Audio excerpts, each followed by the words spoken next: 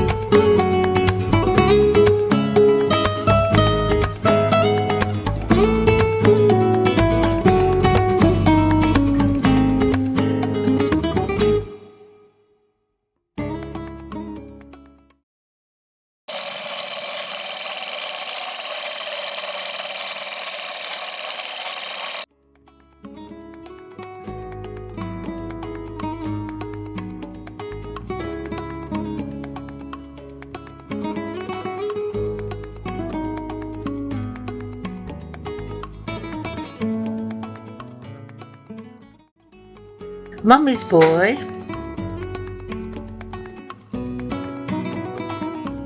Flawed Genius,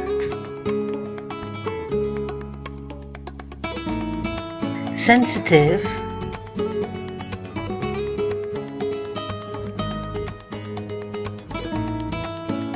Quiet,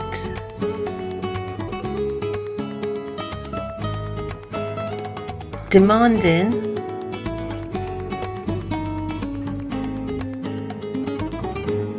Irresponsible,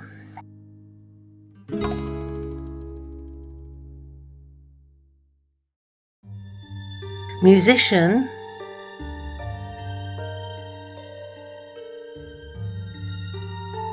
Father,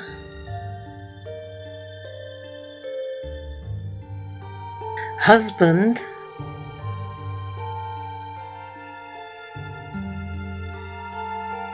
A Wandering Eye,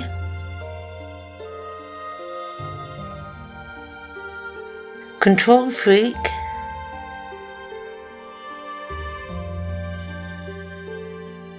Heart Attacks,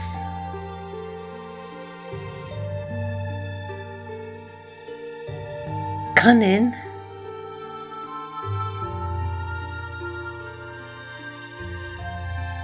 Mind Games,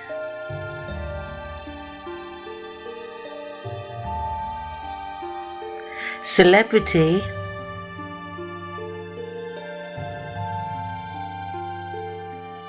Award winner,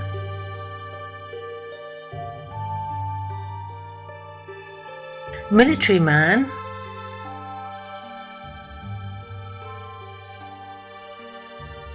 Selfish,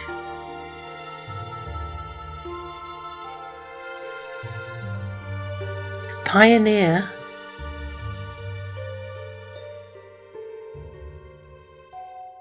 Comic,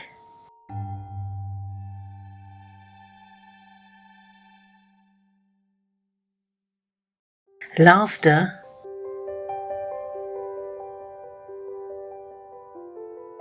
Friend,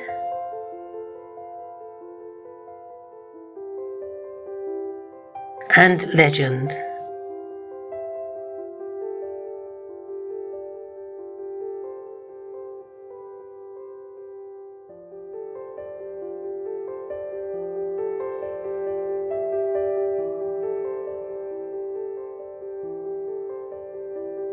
Those were just some of the words used to describe British actor Peter Sellers. Others, whether friends, fans or relations, could add to this list. We all have a favourite Peter Sellers moment, a man whose career spanned 60 years from stage to screen. Was Sellers a one-off? That's for you to decide. This is a story of how Peter Sellers came to the island of Cyprus in the early 1970s to shoot a film, but ended up putting more vigour and panache into a cigarette advert rather than into his starring role in the film, which was set in the Eastern Mediterranean.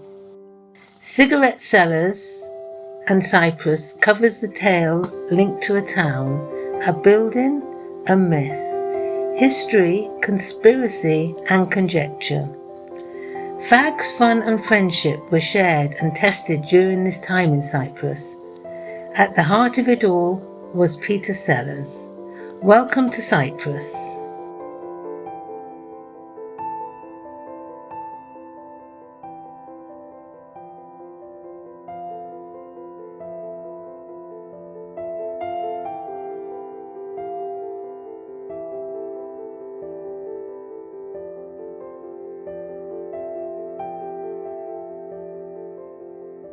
In 1973, Peter Sellers was in the Eastern Mediterranean to film the movie Ghost in the Noonday Sun. Cyprus was going through a tumultuous period. On the one hand, it was trying to promote itself as a tourist destination, whilst on the other, it was trying to curb political violence targeting its leader, President Makarios, and his supporters.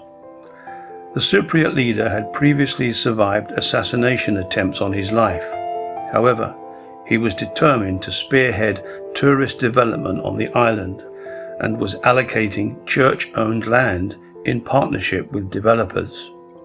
Places such as the Varosha district of Famagusta on the eastern side of Cyprus were benefiting from his bold plans to boost the Cypriot economy. From the 1940s, Sellers had been a star on stage, radio and screen. However, a decade had now passed, during which the audience's tastes and preferences had shifted. Sources claimed that Sellers' career was one of indifference during the 1970s. Why he had agreed to star in the comedy Ghost in the Noonday Sun in Cyprus is open to question. The movie would be directed by British-Hungarian filmmaker Peter Medak. Sellers would be joined on the island by his old friend Spike Milligan, who was one of the film's writers, and also James Villiers, who had once been described as one of Britain's most distinctive character actors. When it came to playing screen villains, Villiers was said to be in the same class as American performer Vincent Price. High praise indeed. Ghost in the Noonday Sun was described as one of the biggest films ever made on the island. However, Cyprus already had a history of film production, and the former British colony was an ideal film set, offering year-round sunshine, stunning scenery, a Mediterranean backdrop, historical sites, and a wealth of willing Cypriot extras. Some notable films shot in Cyprus include Exodus, made in 1960 and starring Paul Newman and Eva Marie Saint. There were also two films about the Cyprus emergency of the 1950s, namely An Act of Reprisal, 1964, and The High Bright Sun, 1965, which featured Dirk Bogarde. Raquel Welch also starred in Sin, released in 1971, which was known by two other titles, The Beloved and Restless. Welch had previously appeared with Peter Sellers in the 1969 film The Magic Christian. Parts of the 1971 horror film Bloodsuckers were also filmed in Kyrenia Castle. Turkish and Greek filmmakers would also use the island for their productions.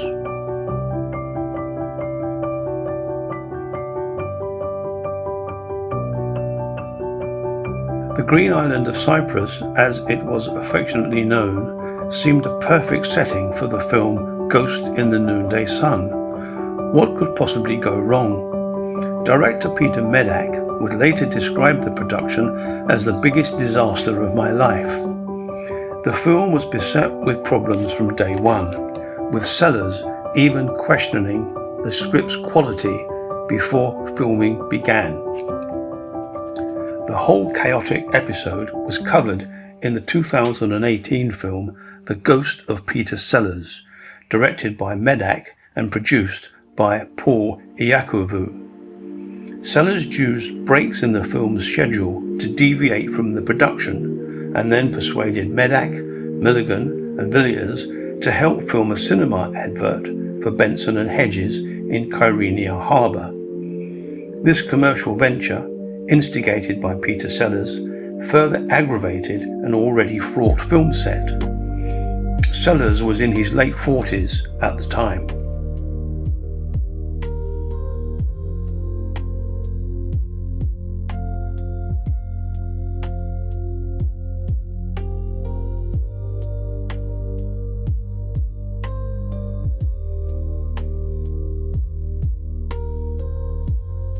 Whilst researching this project, another side story emerged about Peter Sellers and one of his co-stars, the Italian actress Sophia Loren. Sellers had starred with her in the 1960 comedy romance feature The Millionairess, and his so-called wandering eye had apparently got the better of him. He had set his sights on the stunning Sophia, hoping she would be won over by his charm and celebrity.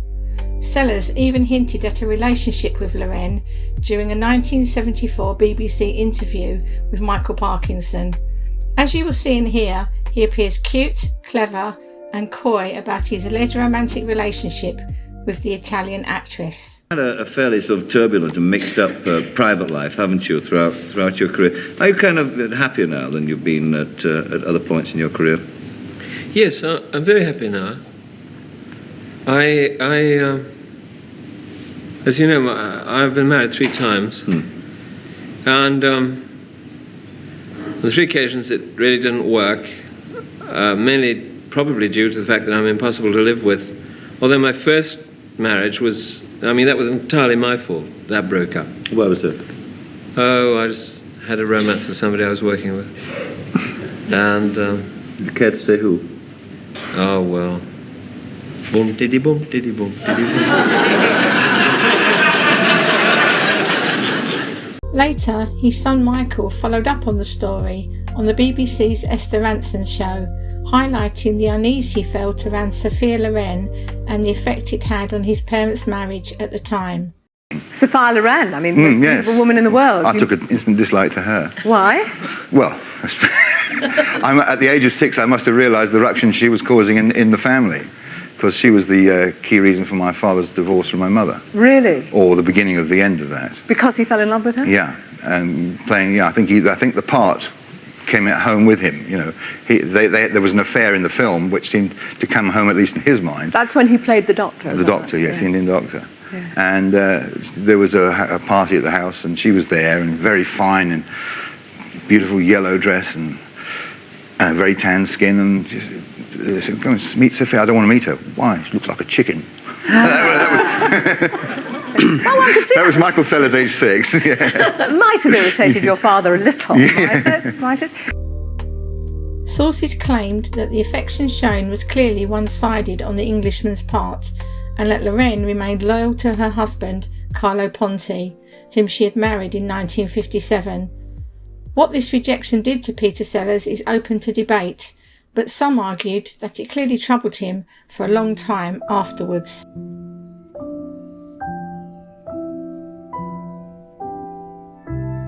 Had anything come to fruition, the 2 lovebirds might have spent time in Cyprus together, before and after the filming of Ghost in the Noonday Sun in 1973. It is alleged that Sophia Loren owned a beachside property in the Varosha district of Famagusta, an area on the eastern side of the island, as mentioned earlier. President Magarios and the Greek Orthodox Church had worked in partnership with developers to promote the island's tourism trade from the 1960s. Magarios had even earmarked land for the well-known and established British hoteliers Trust House 40. Their Golden Sands enterprise was described as Cyprus's first ever 7-star hotel and was within easy walking distance of Sophia Loren's seaside abode. However, the Cyprus crisis of 1974 turned Varosha into a ghost town, and now it is time to dispel the myths about the area, once described as the Las Vegas of the Mediterranean.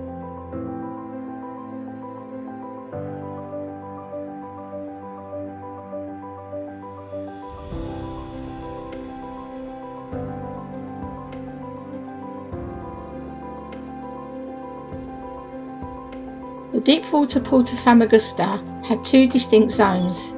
To the north, inside the old walled city, lived the Turkish Cypriots. The high medieval walls and bastions offered protection and were the setting for Shakespeare's Othello. To the south was Varosha, a newer suburb inhabited by the Greek Cypriots.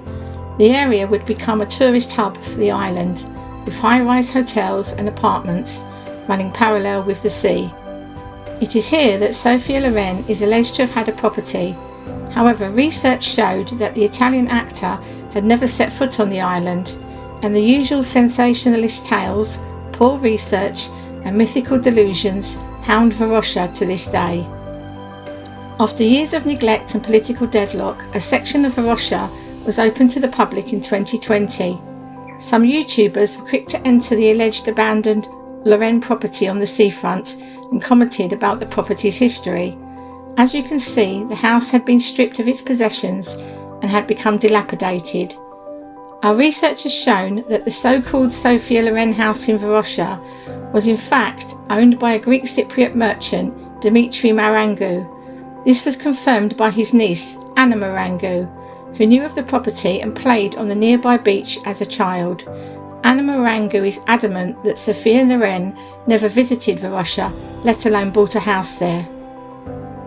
Anna Marangu's revelation finally dispelled the urban myth about Loren's links to the island. Other areas of Varosha also fell prey to sensationalism and social media clickbait, including Charles Forte's Golden Sands Hotel, completed in 1974. Some of the claims about this building are equally outrageous, such as gold-plated bathroom taps and gilded staircase banisters, which gave the hotel complex its name. Such fantasies feed a narrative about Varosha today, and 7-star hotels never existed in the decade in which it was constructed. It's just lazy conjecture to support a set of myths about an area that contributed heavily to the Cypriot economy before 1974. Further videos about Varosha are available on this channel. Please follow the links.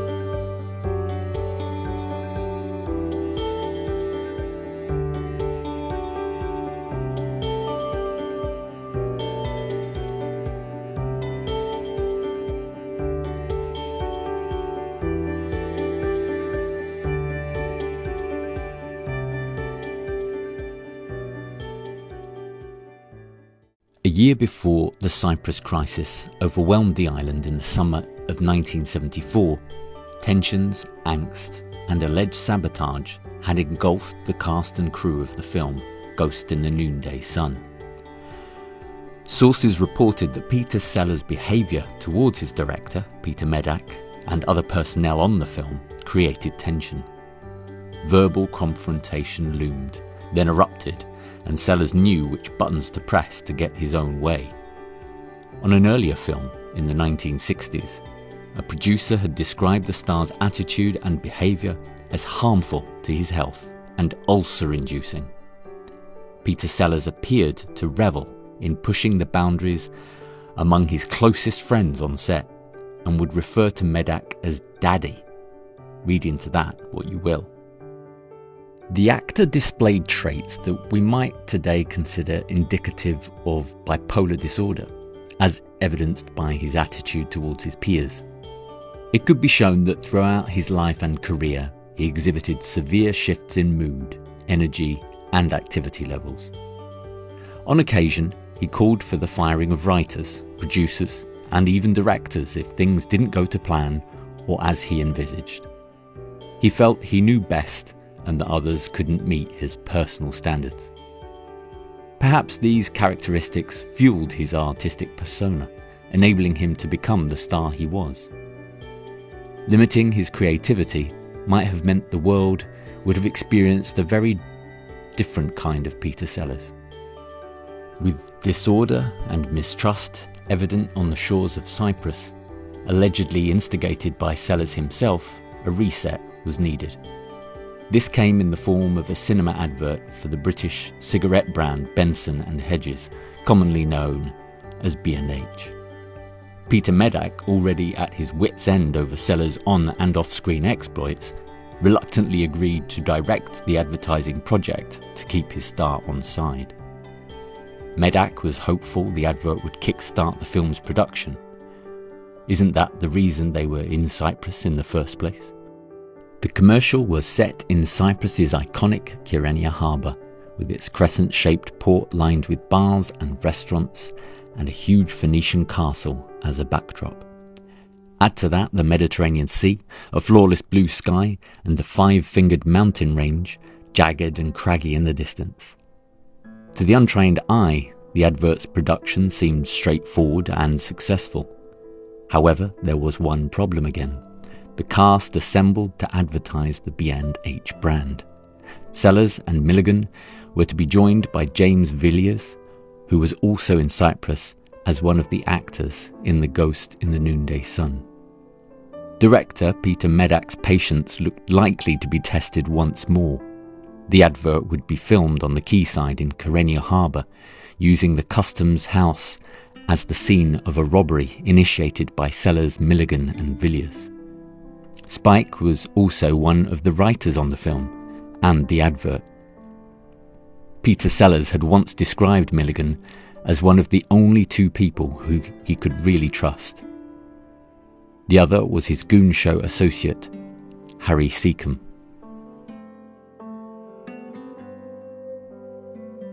The advert's premise had been agreed and storyboarded beforehand, and with everything set, Peter Medak went up to Sellers to explain the shot.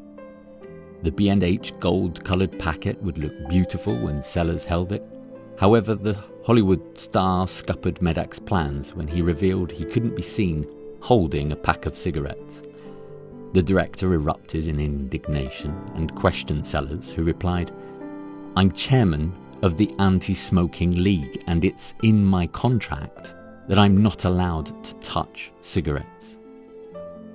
Why had Sellers agreed to star in a tobacco commercial, knowing full well he wouldn't be allowed to be filmed with a packet of cigarettes?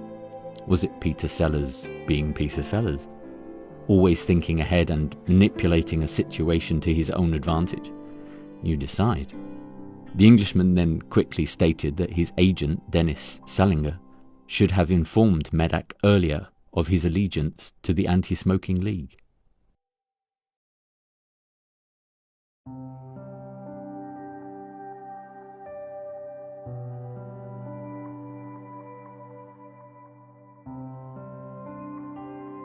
Medak then turned to Spike Milligan to help resolve the episode on the quayside at Kyrenia harbour. The Irishman added to the director's woes by saying, "I can't touch the packet either. I'm the deputy chairman of the Anti-Smoking League. Don't ask me to do this because I'll have to say no, and I don't want to say no to you. Were Sellers and Milligan in cahoots? It seemed very likely, but fortunately for Medak and the production, James Villiers stepped in to save the day. "Where's the bloody cigarette packet?" he asked in a no-nonsense tone. "Show me what to do." Not to be outdone by Sellers' antics, Milligan stalled filming even further by demanding that some seaweed floating in the harbour be removed because it reminded him of turds. Once this was done, he agreed to complete filming with his 2 colleagues by the Kyrenia Customs House. Both Sellers and Milligan received substantial fees for their work on the advert. Peter received £50,000, nearly $560,000 in today's money, and a brand new Mercedes. Sellers was a fan of the automobile and regularly bought and changed vehicles. He gladly pocketed the advert fee.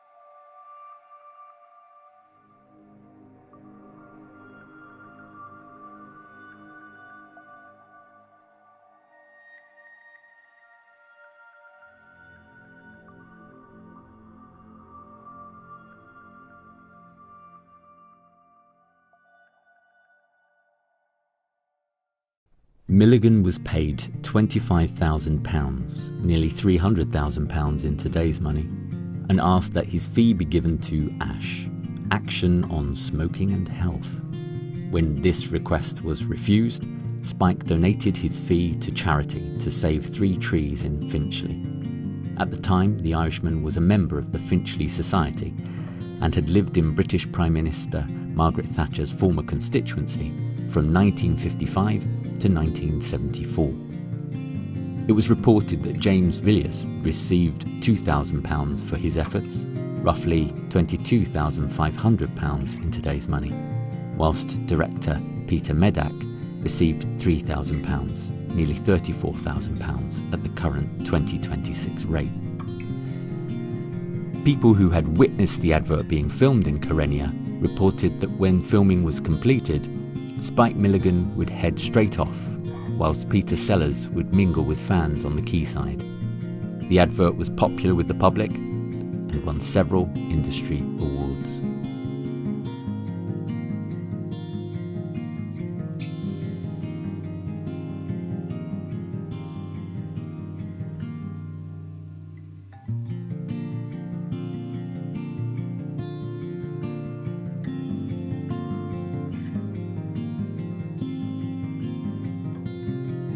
After the B&H advert was completed, Spike Milligan's agent Norma Farnes revealed that her client was unhappy with what had happened in Cyprus.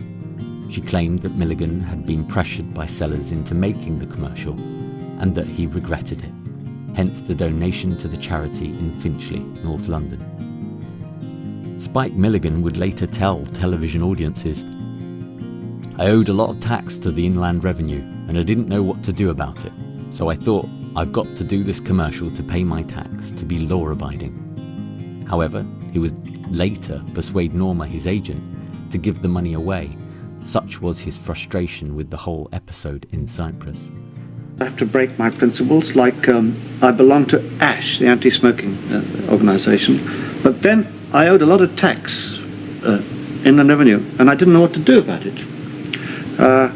And a commercial came up for a cigarette, and I had to walk the bedroom at night, and I thought, wait a minute, I'm an actor, this is a job of acting, I'm promoting these cigarettes, which breaks my heart, but I'm not a smoker. Do I owe it to myself? So I've got to survive in this jungle, right? So I thought, I've got to do this commercial to pay my tax, to be law-abiding. At the same time, a little bit of my morality had been chipped away, and I've never got over that. Because you've been rather a hefty campaigner against smoking. Yes, I have, yes. Yeah. I hate it, and I loathe it. I loathe the imposition. Norma Farnes then clashed with the B&H management group Gallagher on Milligan's behalf over his links to Ash and his fee. In the end, the matter was resolved, with the North London suburb eventually gaining 3 new trees. When filming for Ghost in the Noonday Sun began, Medak, Sellers and Milligan had fallen out again. Such is showbiz.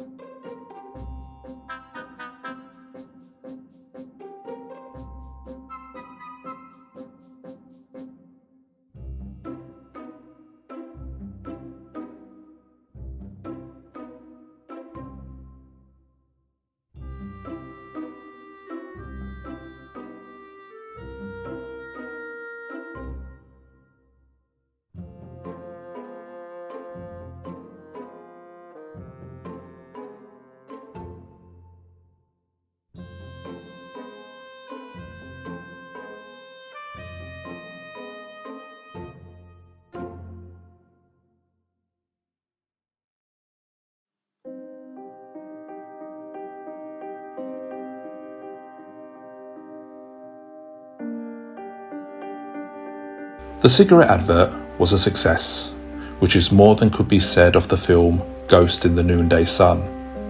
Roger Lewis, in his book The Life and Death of Peter Sellers, highlighted the ongoing battles between Sellers, Medak and the film's cast and crew on the island of Cyprus. In Lewis's book, Medak praised Milligan's contribution, saying, "Spike is the most organised, level-headed, kind-hearted person I have ever come across. He'll always go out of his way to do something good." This was high praise indeed for the Irish writer and comedian. However, Medak wasn't as forthcoming with Sellers, and over time this rattled the English actor.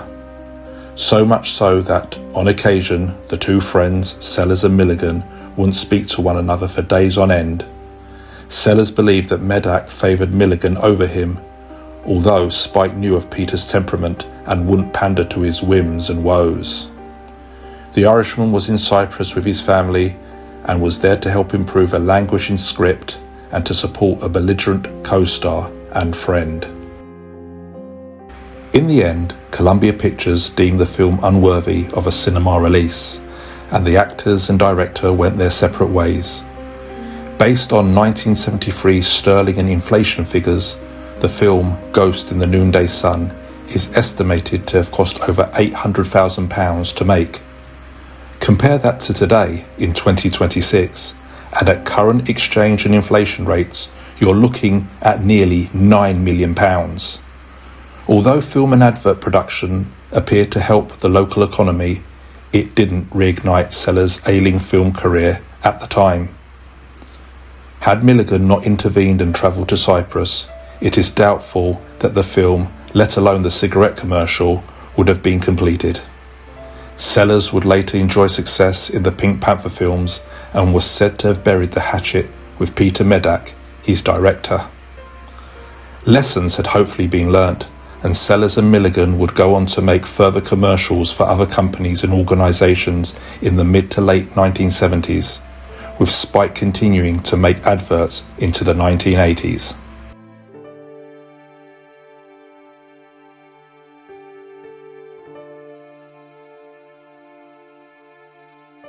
While the film and commercial were being made, political tensions hung in the air. Now, Cyprus loves a good conspiracy, and research claims that CIA operatives were on the film set and near the production in 1973.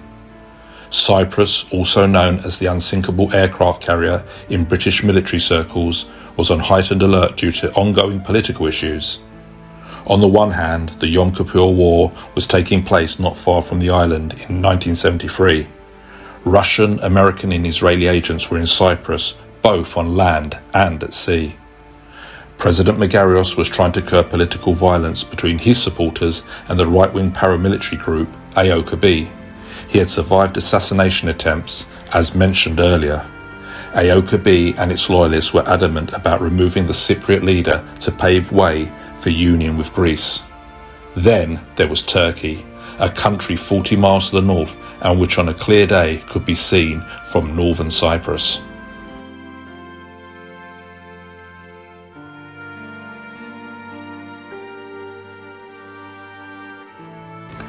Some online media groups suggest that the entire Medak, Sellers, Milligan production of Ghost in the Noonday Sun was a ruse to enable Turkish Secret Service personnel and their associates to identify potential landing sites for a future Turkish incursion onto the island.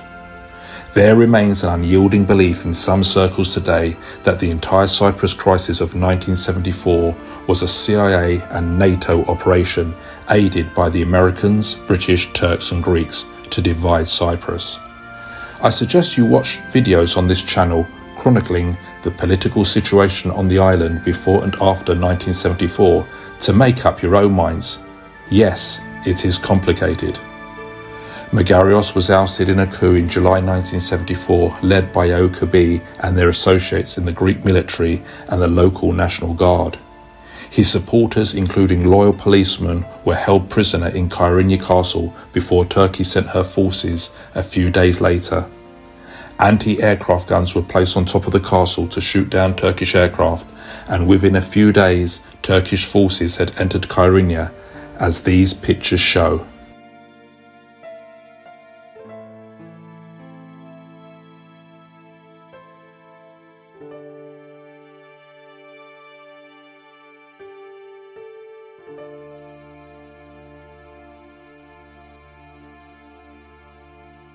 By then, Medak, Sellers, Milligan, etc. were off the island. Whether they knew of the political situation in Cyprus is open to question, as they still went ahead with the filming despite all the conspiracy theories that followed. There were even murmurings that the 1971 Raquel Welch film, Sin, was also used as a clandestine smokescreen to allow the CIA and its NATO neighbours to operate, which came to light when researching this project.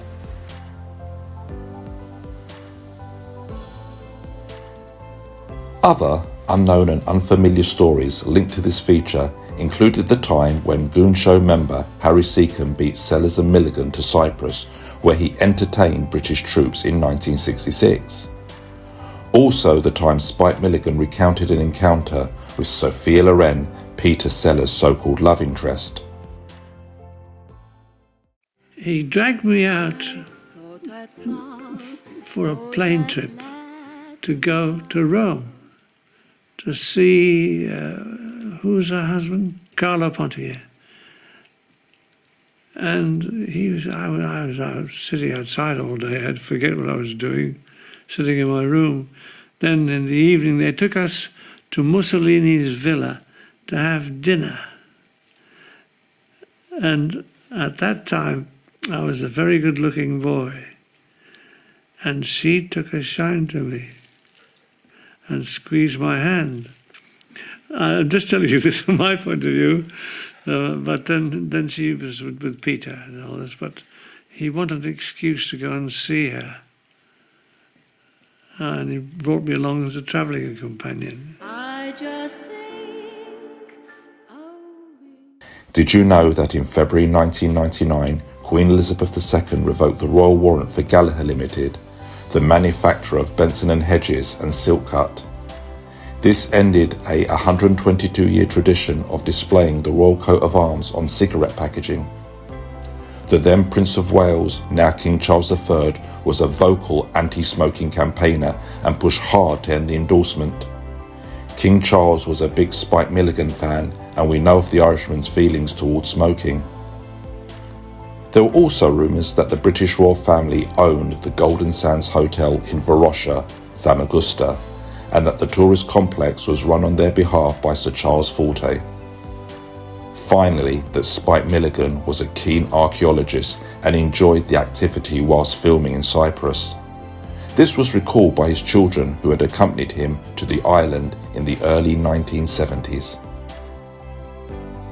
This mini-documentary project highlighted the similarities and differences between two men, two good friends, and the ups and downs of their relationship. Hopefully, it showed how two creative souls, Sellers and Milligan, battled their personal demons to overcome tragedy and persevere, becoming household names who are still respected and talked about to this day. Their legacy endures. Could their successes have been achieved without each other's input over their decades-long friendship? You decide. Thank you for watching.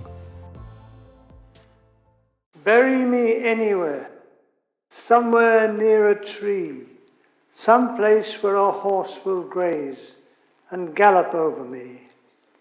Bury me somewhere near a stream. When she floods her banks, I'll give her thanks for reaching out to me. So bury me in my childhood scene, but please don't burn me in Golders Green.